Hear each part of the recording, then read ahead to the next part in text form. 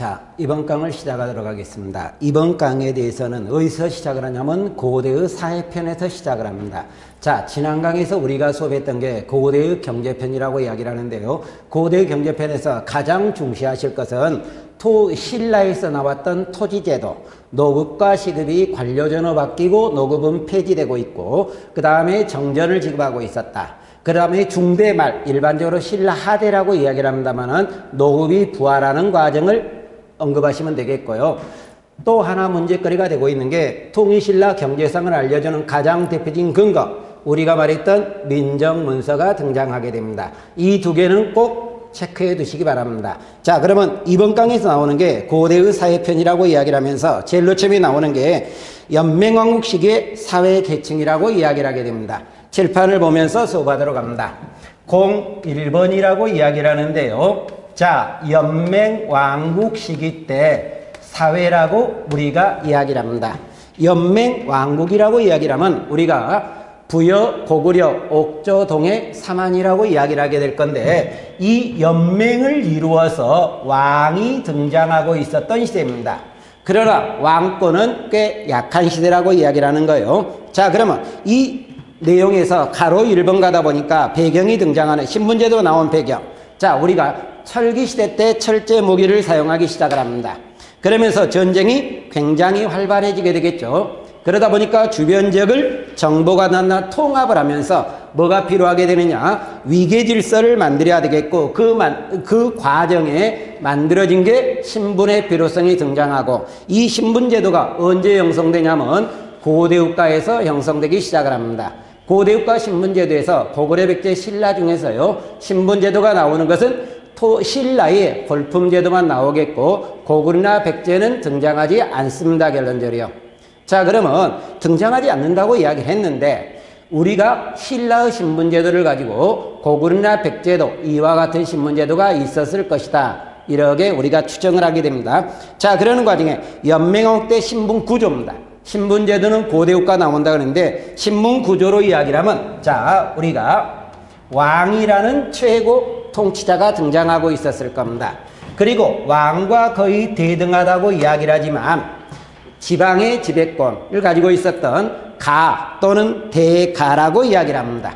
이 가나 대가는 우리가 고구려에서 나오게 된다든가 부여에서 나오게 되는데, 부여에 가면 마가 우가 나오게 돼 있죠. 고구려는 상가 고추가 나오게 돼 있죠. 이렇게 나오는 특공계층이라고 이야기를 하게 되는데, 이 사람은 호민을 통해서 음락을 지배하게 되겠고, 나름대로 자기의 군대라든가 자기적을 관리하기 위해서 관리도 파견하기 시작을 하면서 정치의 주도권을 장악하고 있었고, 이 사람이 고대국가로 들어가게 되면서 중앙 귀족의 편입이 되기 시작을 합니다. 그러면서 신분제도가 만들어지게 되겠는데요. 그러게 되겠고, 그 다음에 가 밑에 촌락을 지배하기 위해서 나왔던 지배계층의 호민이 등장하기 시작을 하게 됩니다. 당연히 이 밑에 가들이 파견했던 사람도 있겠죠. 우리가 부여에 가면은 나오게 되는 게 대사자, 사자. 고구려에 가면 사자, 조이, 선인은 있었습니다만은 대사자, 사자가 있었다, 이렇게만 생각하도록 합시다.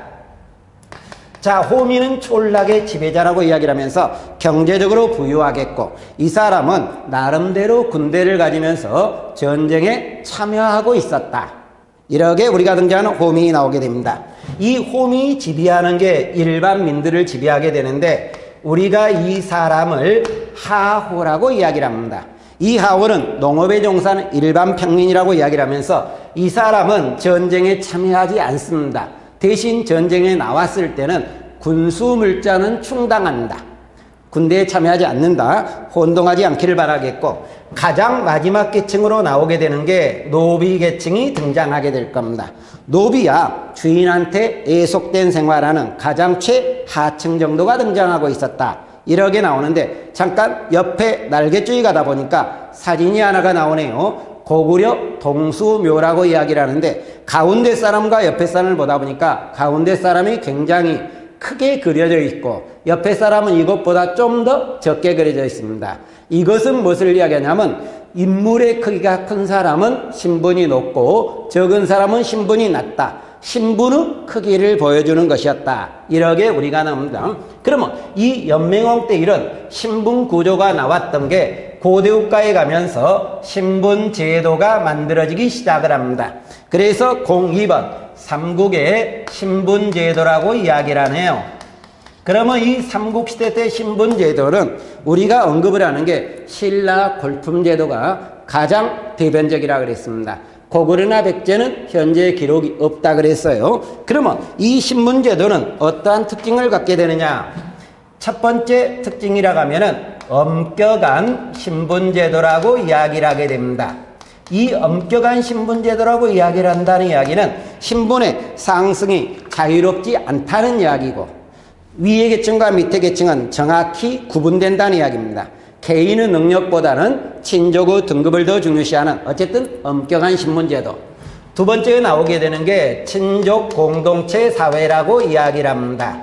이 친족 공동체 사회라는 것은 친족의 등급에 의해서 이 신분이 구분되고 있었다. 이것을 이야기하는 거고 이 세 번째, 이 신분을 공동신분, 엄격한 신분제를 유지하는데 이것을 어기는 경우는 체제가 들어가야 되죠. 그래서 나오게 되는 게 율령을 반포하고 있었다. 이 세 개가 신분제도의 간단한 특징이라고 이야기를 합니다.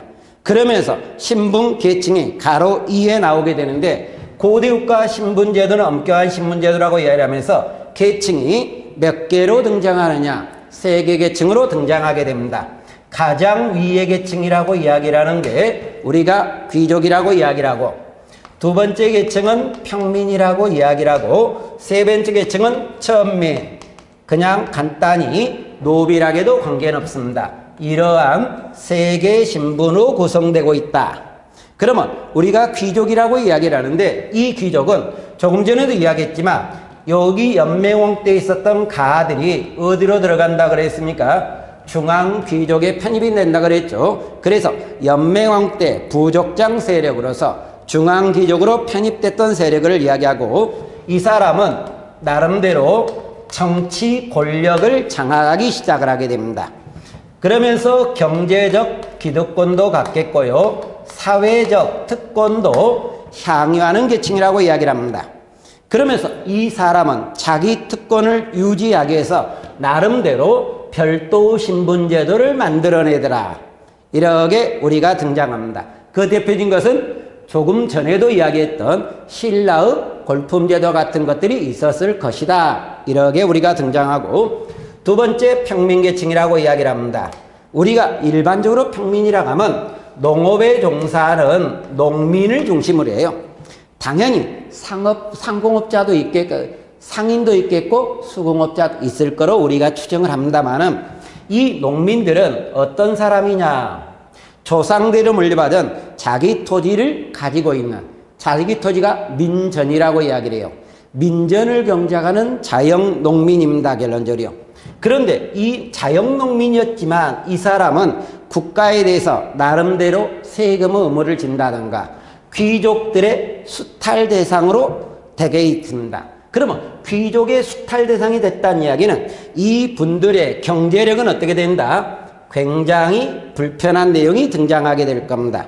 그러면 이 경제가 불편하다는 이야기인데 이 사람이 기반적으로 일반적으로 국가에 뭐다는 사람입니까? 세금을 내는 사람이죠. 그러면 농민들이 생활이 어렵다 보니까 세금을 제대로 못 낸다는 결과도 나오게 되겠고 세금을 못 내면 국가 경제도 그만큼 불편하게 될 겁니다.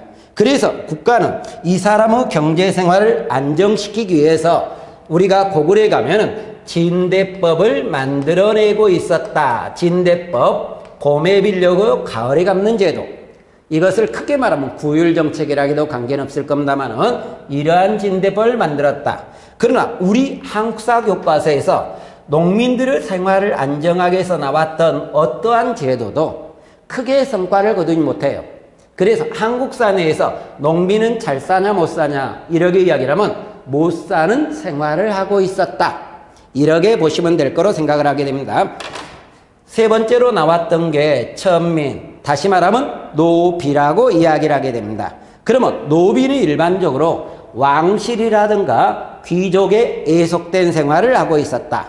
신분적으로는 굉장히 제일로 밑바닥 정도가 되겠죠. 하층이 되겠고, 이 사람은 이동도 자유롭지 못한 부자연 사람입니다. 당연히 평민이 이동이 자유로운 것은 아니에요.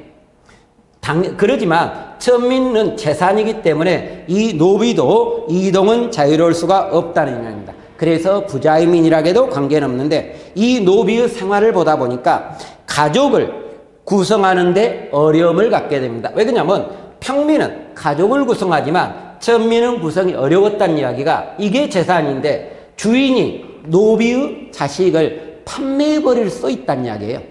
매매해버린다, 증여된다, 이런 의미에서 이 사람은 좀 불편한 생활을 하고 있었다.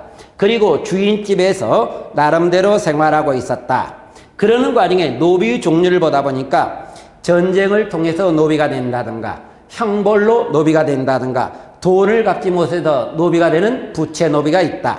이렇게 세 개가 나오는데, 이 노비는 삼국시대 노비와 통일신라 때 노비를 보다 보니까 삼국시대는 전쟁기입니다. 그래서 전쟁 노비가 좀 많았다. 이렇게 우리가 등장하지만 통일신라에 가면 전쟁이 어떻게 됩니까? 소멸이 돼버리는 거잖아요. 안정기가 들어가죠. 그러다 보니까 전쟁 노비의 수는 그만큼 줄어들기 시작을 하고 있다. 여러분 교재는 사라지면서 점차 소멸되었다. 줄어들었다고도 관계없고 소멸했다고도 관계는 없을 거로 생각합니다. 자, 이러면서 우리가 신분의 구성에 대한 내용을 잠깐 이야기했고, 다음으로 넘어가다 보니까 삼국사의 모습이라고 하면서 고구려, 백제, 신라는 어떤 사회 모습을 운영하고 있었느냐, 이와 관계를 띠면서 여러분 교재 뒤로 가면서 잠깐 수업을 들어가도록 하겠습니다.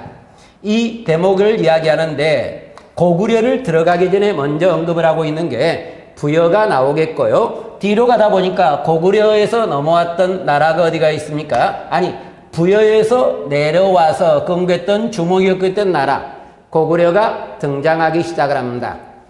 또 하나 나왔던 게 어디를 이야기하냐면 백제를 이야기하도록 합니다. 그러면서 부여라든가 고구려라든가 백제와 어떤 관계가 있었느냐, 이렇게 우리가 등장하는데, 요 위에 써진 게 하나가 있을 거예요. 이것은 부여와 고구려가 공통적인 면들이 등장하고 있었고, 이쪽에 써진 게 몇 개가 있을 건데, 이것은 고구려와 백제는 어떤 같은 면, 공통적 면을 가지고 있고, 이쪽으로 가면서 이쪽에 써진 게 있을 겁니다. 이것은 부여와 백제가 어떤 공통적인 면을 갖고 있었느냐, 이것을 우리가 보여주기 시작을 하게 됩니다. 자, 그러면 첫 번째, 부여와 고구려의 공통적인 면을 보도록 합니다.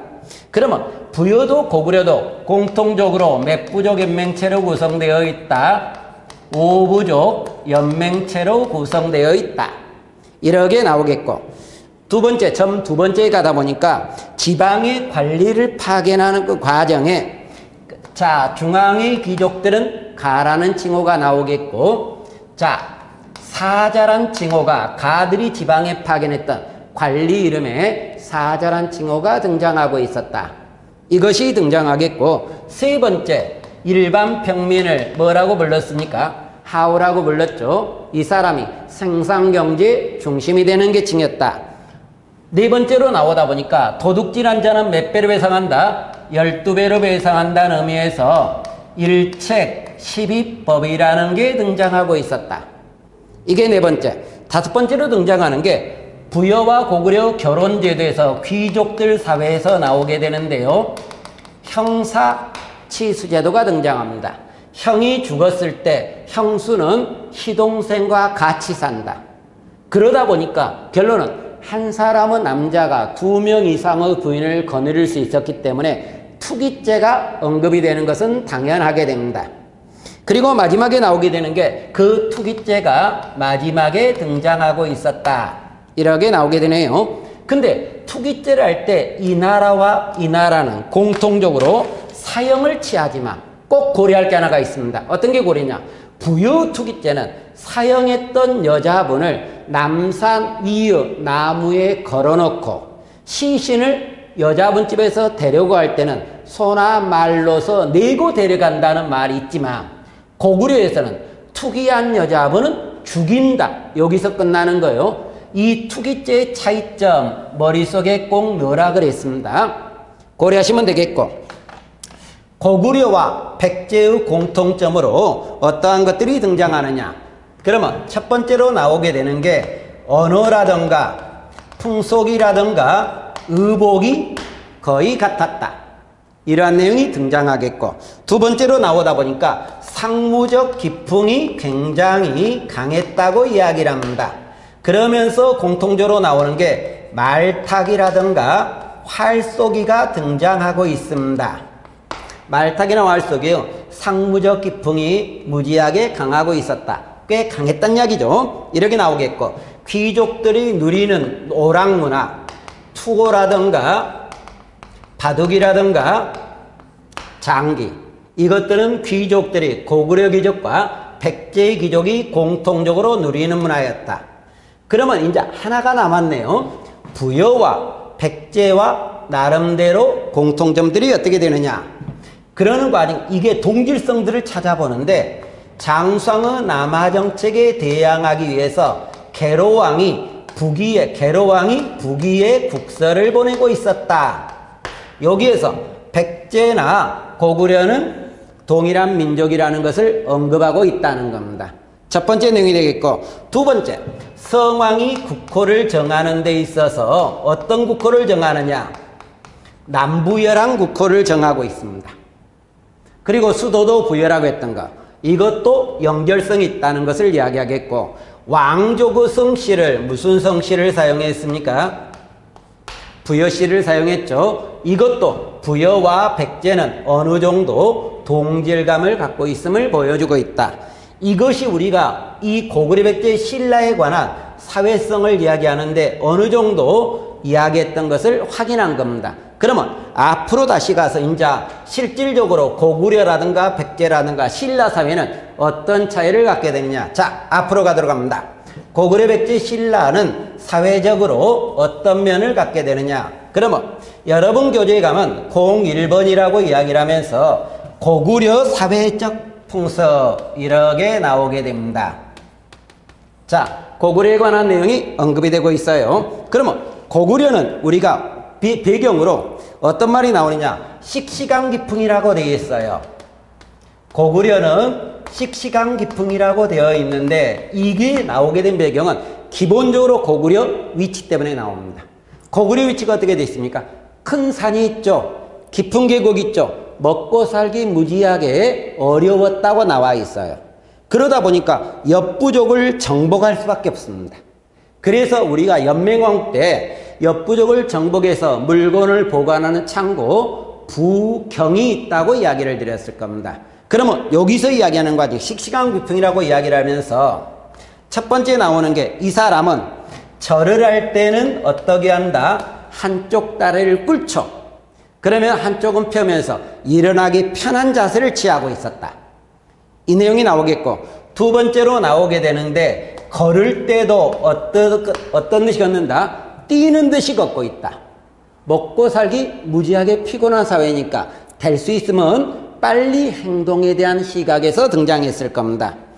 이게 첫 번째 사회적 기풍, 씩씩한 사회적 기풍이고, 두 번째로 나오는 게 법률이라고 이야기를 합니다. 잠깐, 우리나라에서 법이라고 이야기를 하면서 나오게 되는 게 고조선의 8조법에서부터 시작을 하고 있습니다. 근데 고조선의 8조법에서 이야기를 하는 과정에 법을 만든 목적은 상위 계층이 하위 계층을 지배하기 위해서 만드는 논리라고 그랬어요. 우리가 사회책에서 배우는 것은 국민의 권익이 법입니다만은 한국 사회에서는 위의 계층이 밑의 계층을 지배한다. 이 목적이 기본으로 나오게 됩니다.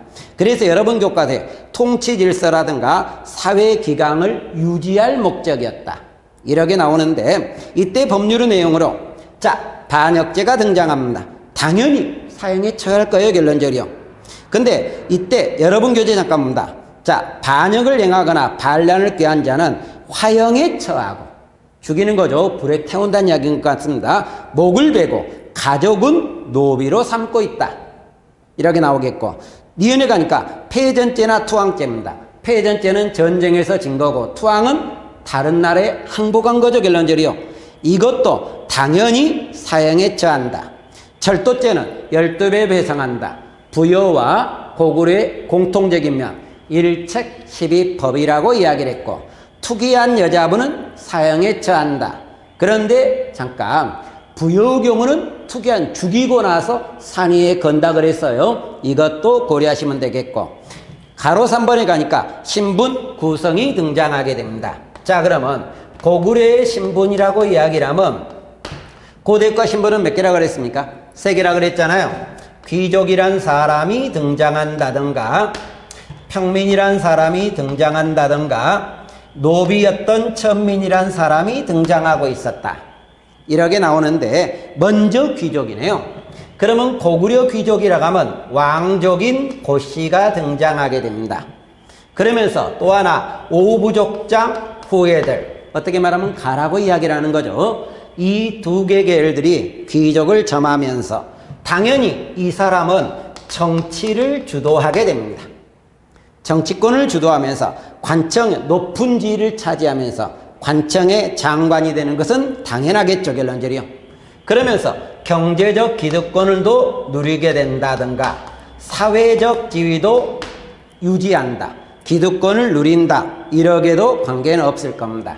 그러면서 전쟁이 나면은 이분들은 어떻게 된다? 군대를 이끌고 전쟁에 참여한다. 이렇게 나옵니다. 그럼 우리가 경제편에 갔을 때 이런 얘기 있어요. 전쟁에 참여한 사람이 군사적 공이 있을 때 국가는 귀족들한테 주는 게 뭐라 그랬습니까? 식읍이라고 이야기를 합니다. 노급은 봉급이고요. 시급은 군사적 공이 있을 때 주는 게 일반적이라고 이야기를 한다. 이렇게 나오겠고, 그러면 두 번째 계층이었던 일반 평민이라고 이야기를 합니다. 평민은 농민이 중심이라고 그랬고, 이 사람은 자기 토지를 경작할 수 있는 민전도 있었겠지만 기본적으로 국가에 대해서 무슨 의무를 집니까? 세금 의무를 지게 돼 있죠. 또 하나, 귀족들이 농민을 무엇을 합니까? 수탈도 하게 되겠죠. 그래서 평민들의 생활은 기본적으로 어려웠기 때문에 고구려는 봄의 비를 가을에 가면 진대법과 같은 게 등장하고 있었다. 그 다음에 동그라미 3번, 여기 노비 계층이 등장합니다. 노비는 자, 몰락한 평민이라든가 정복지의 사람들이 노비로 들어가는 경우가 등장하게 되는데, 자, 동그라미 있는 노비용을 보다 보니까 나무소나 말을 죽인 자는 노비로 삼고, 빚을 갚지 못한 자가 그 자식을 노비로 변상하는 경우가 등장하고 있다. 자, 그러면 나무소나 말을 죽인 자가 노비가 된다. 이것은 형벌이죠. 빚을 갚지 못한 자가 자식을 노비로 변상한다. 이것은 부채종, 그러니까 형벌 노비와 부채 노비가 나오네요. 그리고 피정복민이라는 것은 전쟁 노비가 등장할 겁니다. 이러면서 우리가 나왔고, 결혼관이 나오게 되는데 지배층과 피지배층의 결혼관이 언급이 되겠네요. 자, 이것은 좀 보시 바랍니다. 우리나라 지배층의 결혼관이라고 이야기하면 요 귀족 정도가 등장하겠는데요. 이 지배층의 결혼관은 두 가지 정도가 나오게 됩니다. 하나는 부여와 동일했던 결혼관, 형사치수제도가 등장합니다. 지배층에 있는 거고요. 그 다음에 형사치수제도와 고구려의 결혼제도 또 하나 서옥제가 지배층 사회에서 존재합니다. 그런데 일반 평민 사회에서는 여러분 교재에 뭐라고 하냐? 자유롭게 교제하고 있었다.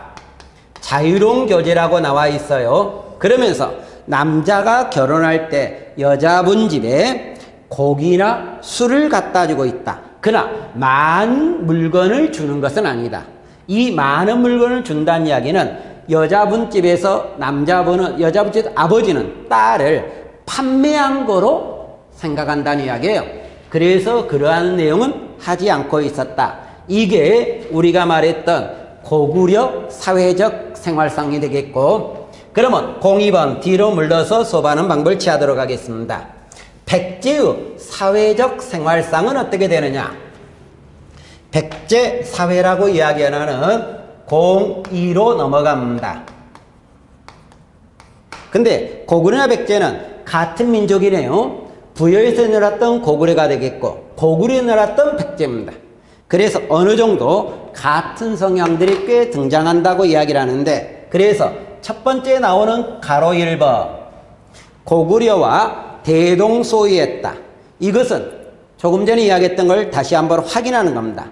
언어, 풍속, 의복이 거의 비슷했다. 상무적 기풍이라고 이야기를 하면서 말타기, 활쏘기가 언급이 되겠고, 엄격한 법률은 고구려와 비슷하고 있었고, 투호, 바둑, 장기는 귀족층이 누리는 오락문화였다. 언급된 거잖아요. 그러면 가로 2번에 가니까 법률이 등장하게 됩니다. 이 법률이라고 하면서 가로 1번에 반역자, 패전자, 살인자라고 이야기를 하는데, 당연히 이것은 어떻게 합니까? 사형에 처하게 되겠죠. 2번 절도죄가 나옵니다.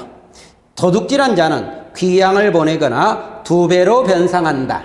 자, 요거를 잠깐 이야기합니다. 고구려는 얘는 12배를 회상하는 일책시비법이에요. 이것이 어느 정도 유풍이 계승되면서 2배로 변상을 하고 있었다. 동그라미 3번 뇌물죄가 등장합니다.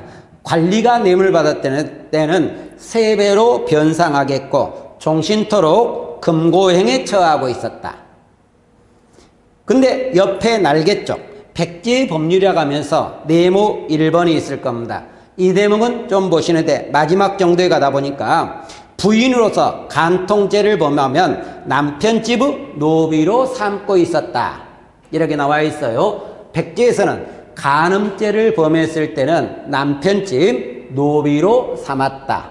참고로 한번 봐두시기 바랍니다. 자, 이렇게 나오겠고, 그 다음에 사회 신분이 구성해 나옵니다. 사회 신분 모습에서 귀족이 나오게 되겠고요, 평민이 나오겠고요, 여기 천민이 등장, 노비가 등장하게 됩니다.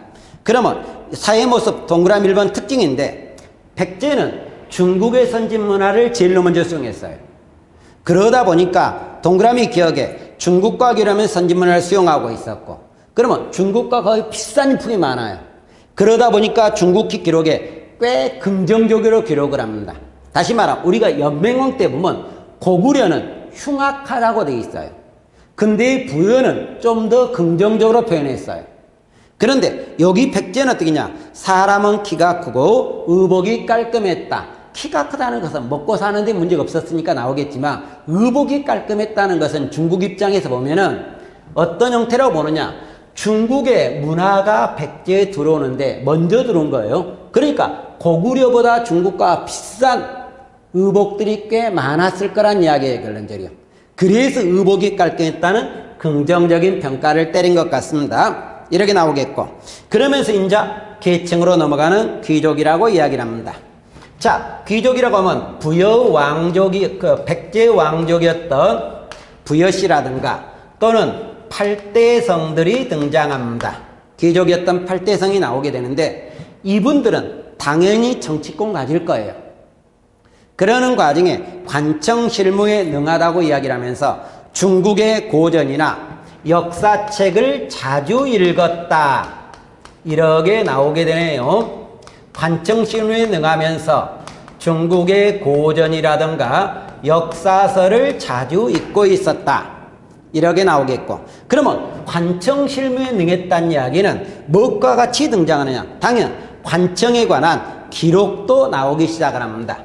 그래서 한문 사용도 꽤나 능숙했다고 우리가 추정할 수 있을 겁니다. 한문 사용도 꽤나 능숙하고 있었다. 이렇게 나오겠고, 생활 모습 디귿에 가다 보니까 투호 바둑 장기가 나오게 되는데, 이 투호 바둑 장기는 백제와 고구려가 뭐였습니까?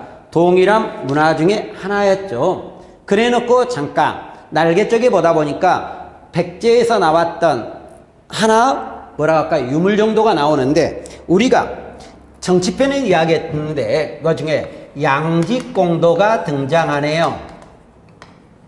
사진이 있을 겁니다. 자, 양직공도는 문영왕 때 어느 나라의 사절 보낸 내용을 기록한다 그랬습니까? 백제 문영왕이 중국 남조 양나라의 사전을 보내는 과정에 그 사절에 그림을 그려놓은 건데 현재 중국 박물관에 보관되고 있습니다. 난징 박물관이라고 이야기를 하는데 그냥 중국에 있는가 보다 이러면 될 것 같네요. 그런데 여기에서 사절단이 무슨 관을 쓰고 있느냐? 조우관이라고 이야기를 합니다. 이 관을 쓰고 있었다. 자, 우리가 일반적으로 구급적 문제를 이야기할 때는 이 양지궁도 조우관이 나오면은 어디만 보면 되냐면 백제만 보면 됩니다. 백제와 중국과의 관계를 보면 됩니다. 그런데 좀 더 깊이 들어가면 이 조우관은 어디에도 등장하느냐? 고구려 사신에도 조우관을 썼다는 내용이 나오긴 합니다. 이것은 7급적 문제에서 언급이 되는 거예요. 참고로만 언급을 하시면 될 거로 생각합니다.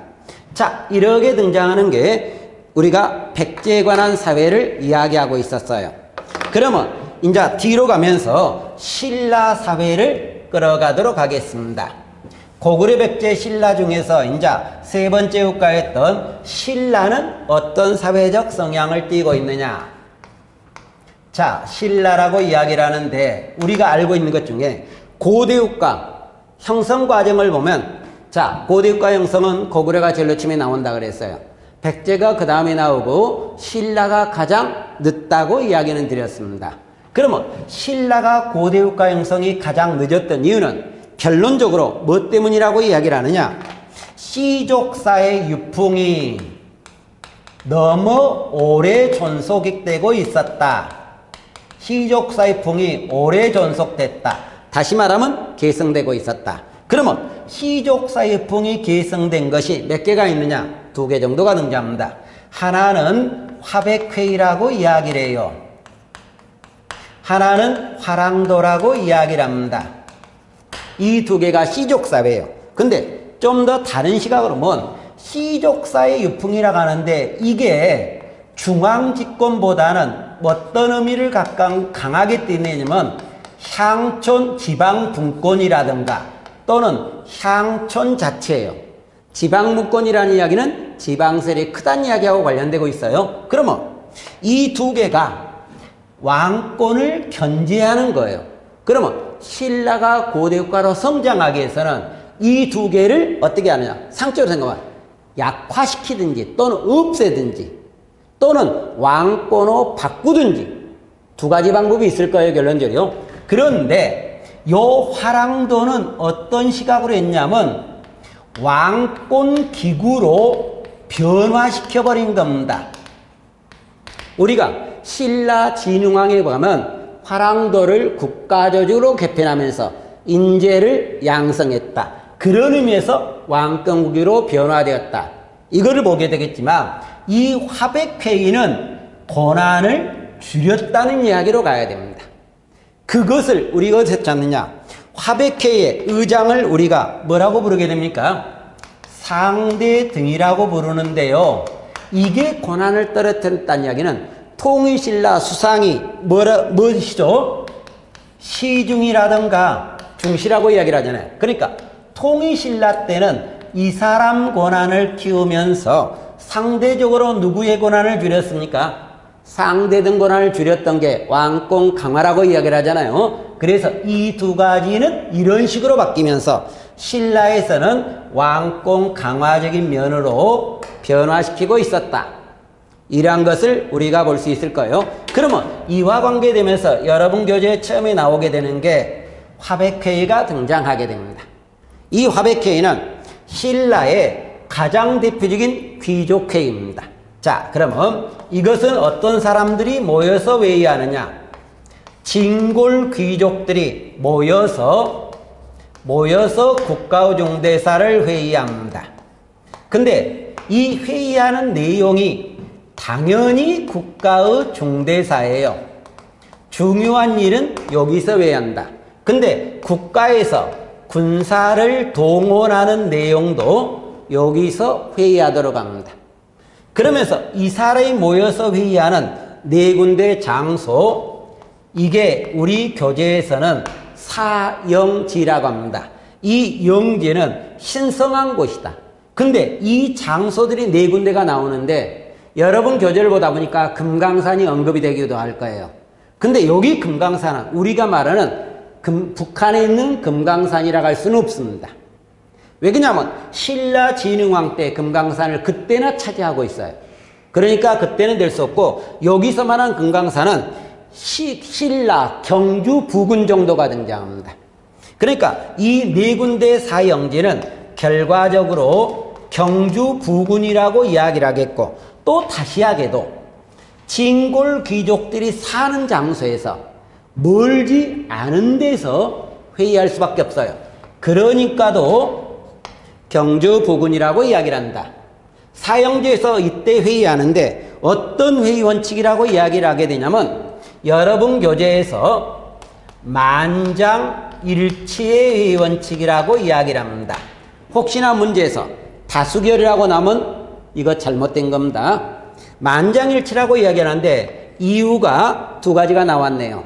하나는 부정을 방지할 목적이라든가 또 하나는 단결을 강화하기 위해서 만장일치를 채택하고 있었다. 이렇게 우리가 등장하겠고 그러면 이때 이런 내용이 나오는데 국가의 중대사 중에서 하나를 더 끌어가면 국왕을 이 화백회에서는 선출할 수도 있고요 폐위할 수도 있습니다. 그러면 여러분 교재 가다 보니까 국왕의 선출이라고 이야기를 하면서 두 사람이 언급이 되고 있을 거예요. 예로 두 사람만 써놨는데 자 우리가 이야기를 하는 통일신라 중대의 최초왕 타종 무열왕이라든가 무열왕이라고도 관계없는 사람과 원성왕이 언급이 됐을 거예요. 근데 폐위된 사람이 가장 대표적인 사람으로 이야기를 하면 진지왕이 거기 써졌을 거예요. 진지왕은 김춘추의 할아버지인데요. 진흥왕 다음 때 왕입니다. 근데 이분은 여자분을 굉장히 가까이 했던 분이에요. 그러다 보니까 진골 귀족들이 집에 가 이래버렸다는 이야기의 결론절이요. 그러면서 폐위됐던 내용을 이야기하고 있다. 그러면 이 화백회의는 나름대로 의의라고 이야기를 하는데 어떤 의의가 등장하느냐. 여러분 의의 니은법 국왕과 귀족 간의 권력 조절 기능 참고로 봐두시기 바랍니다. 이것을 봐달라고 이야기한 이유가 우리가 뭐냐 왕과 귀족 간의 권력 조절을 하는데 화랑도 기능에서 대립된 계급 간의 갈등을 조절 완화한다. 이 두 개를 바꿔 쓰는 경우가 나오는 경우도 있어요. 문제에서. 그래서 혼동하지 않기를 바란다는 이야기입니다. 이러면서 나오겠고 그러면 이제 화랑도에 관한 내용으로 수업하러 들어갑니다. 그런데 이 화랑도는 앞을 좀 지우고 수업하도록 하겠습니다. 자, 신라의 시족사의 유품을 계승했던 화백회의를 이야기했고 하나 더 이야기를 하는 게 화랑도가 등장하게 됩니다. 이 화랑도라는 것은 신라에서 교육기관이고 군인양성, 교육단체고 군사단체, 사교단체, 심신단체 굉장히 여러 가지 기능을 갖고 있는데 이 화랑도는 시족사 유품을 계승했다고 이야기를 하는데 원래는 여자분의 집단이었던 어디에서 시작하느냐 원화에서 시작을 합니다. 그러면서 화랑도의 국가주주로 개편한 것은 진흥왕 때라고 이야기를 해요. 예전의 시험 문제에서 화랑도 국가적으로 개편한 것을 법흥왕 이렇게 이야기한 경우도 있습니다만 이것은 틀렸던 지문일 거잖아요. 진흥왕 때 국가적으로 개편하고 있었다. 그러면 이 화랑도 조직을 보다 보니까 화랑도의 가장 우두머리로 국가에 딱 한 사람이 등장합니다. 이것을 국선이라고 이야기를 해요. 그래서 우리가 화랑도를 다른 말로 국선도라고도 이야기를 하고 있다. 이렇게 우리가 나오겠고 한 분인데 이분은 진골만이 되는 게 원칙입니다. 그리고 한 시대에 3명에서 8명이 등장합니다. 이게 화랑이라고 이야기를 합니다. 그런데 이 화랑도 진골이 되는 게 원칙이에요. 근데 예외적으로 아니고 육두품이 나오는 경우도 있다는 겁니다. 우리가 육두품으로 나왔던 대변적인 사람을 보면은 통일신라 승려 중에 대표적인 두 사람 중에 한 사람 온효가 나오고 있어요. 온효는 스님이기 전에 화랑이었단 말이 등장하게 됩니다. 징골이 된다고 이야기를 했고, 이 화랑은 밑에 부하라고 이야기를 합시다. 부하로서 낭도를 거느리고 있었다. 근데 이 낭도가 어떤 식으로 등장하게 되느냐. 낭도는 귀족과 일반 평민 정도라고 이야기를 합니다. 귀족과 평민 정도라고 이야기를 하게 되는데, 이 낭도는 한 명 화랑이 수백 명을 만들어냅니다. 여기서 귀족과 평민들이 여기에 참여하고 있었다. 그래 놓고 나서 승려란 사람이 거기에 써졌습니다. 이 승려는 화랑이나 낭도나 이들의 정신적 지주 역할을 하는 사람입니다. 정신적 지도자 역할을 하면서 등장했던 사람이었다. 그러면서 나오게 되는데, 교육 내용은 전통적 사회 규범과 전통적 사회면 시족세포를 계승한 거죠. 그러면서 나오겠고, 협동정신과 단결, 한 단체였죠. 그래서 협동과 단결을 강화한다든가 심신 등을 연마한다든가, 기능에 동그라미 계획하다 보니까 인재를 양성한다, 국가의 동량을 양성한다, 교재대로 하면 중견인물을 양성하는 교육기관이었다. 화랑도는 교육이면서 군사단체라 그랬어요.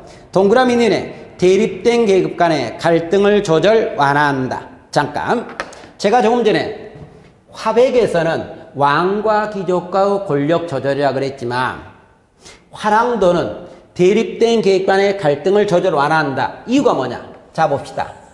징골 참여합니다. 육두품 참여합니다. 귀족 참여합니다. 평민까지 참여하죠. 그러니까 여러 계층들이 참여하면서 한 단체를 운영을 한다. 그래서 대립된 계급 간의 갈등을 조절 완화하면서 하나가 유지된다.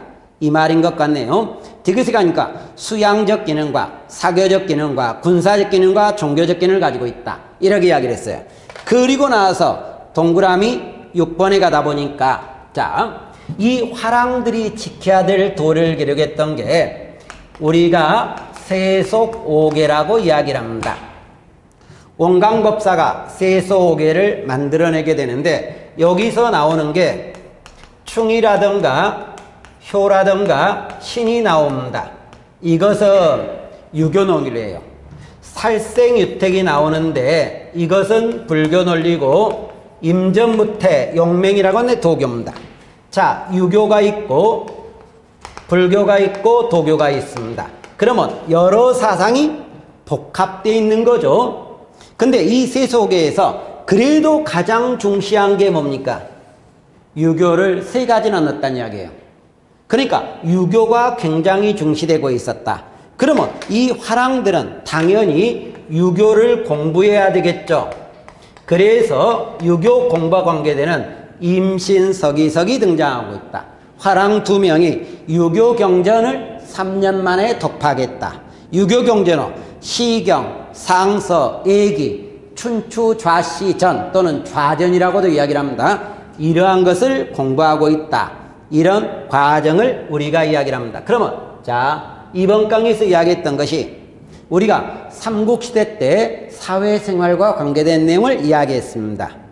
그러면서 고구려와 백제는 동일한 점이 있고 차이점이 있고, 신라는 시족사회풍을 계승하는 과정에 나름대로 화백과 화랑은 시족사회를 계승했지만 왕권을 강화하는 과정에 이것을 국가기로 바꾸든지 또는 권한을 떨어뜨리면서 왕권을 강화했다. 여기까지를 수업했습니다. 일반적인 것 한번 읽어보시면 되겠습니다. 자, 이번 강 여기까지 하도록 합니다. 수고하셨습니다.